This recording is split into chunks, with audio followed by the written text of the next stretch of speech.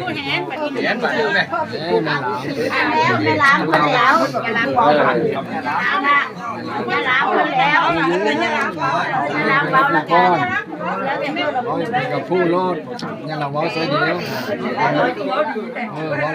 ผู้นี่ก็แรงเมื่อแล้วกับผู้เจ้าเมื่อแล้วแรงหวานเมื่อจะเหนียวข้าวผู้สีข้าวกับข้าวอยู่ข้าวคุณจะล่มเลยเนาะ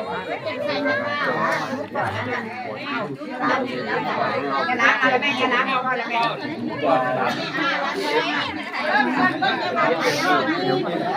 วันนี้ผู้แขนผู้โจ๊กเนี่ยล้างพุทธภูก้อนแล้วมาเนี่ยเพิ่นเป็นตัวแทนผ้าปุ๊บเรียกว่าเป็นผู้อาวุโสนะครับ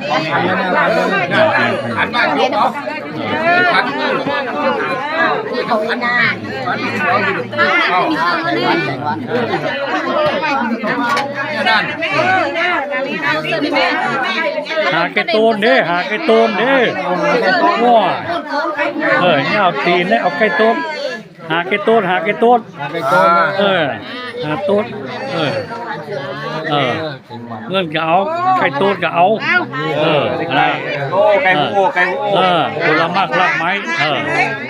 อยู่ในขันมาละผลไม้รากไม้นี่ไม่ต้องโฮมได้มาละต้มเลยไข่ต้มเลยไข่ต้มได้ละอยู่ในขันละโกย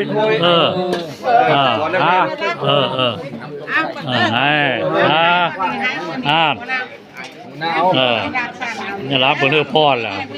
ขุดผู้โอวีเพื่อนวะคุณครูโอวียาปูเตาหมิวจักแต่ว่าครูโจปัดเพื่อแต่ว่าครูน้อยเอาซามันเงินเสื้อละมาแล้ว